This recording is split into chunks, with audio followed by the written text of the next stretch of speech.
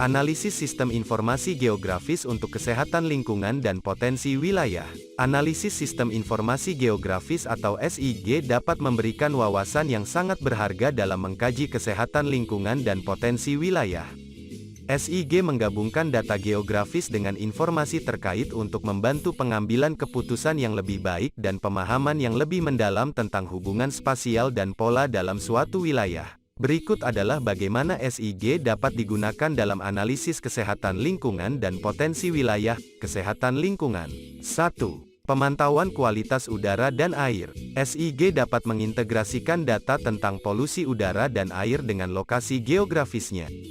Ini memungkinkan identifikasi daerah-daerah dengan kualitas udara atau air yang buruk, serta analisis pola penyebaran polutan.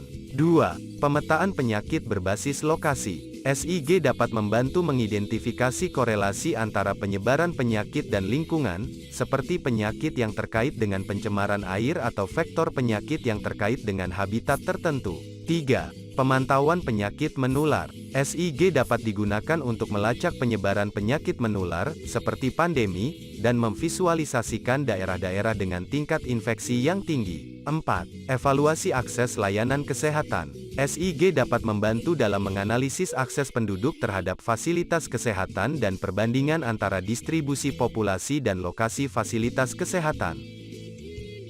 Potensi wilayah.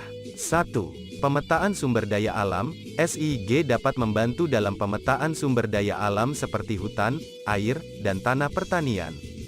Ini berguna dalam perencanaan pengelolaan sumber daya. 2. Analisis topografi dan ketinggian. SIG dapat membantu dalam mengidentifikasi daerah-daerah dengan topografi yang cocok untuk kegiatan tertentu seperti pertanian, perkebunan, atau pemukiman. 3. Perencanaan penggunaan lahan.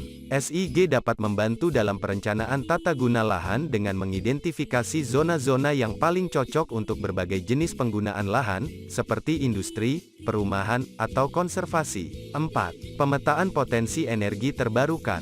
SIG dapat membantu dalam pemetaan potensi energi terbarukan seperti energi surya dan angin berdasarkan faktor-faktor geografis. 5. Evaluasi risiko bencana alam. SIG dapat membantu dalam identifikasi daerah-daerah yang rentan terhadap bencana alam seperti banjir, gempa bumi, dan tanah longsor. 6. Pemantauan pertanian.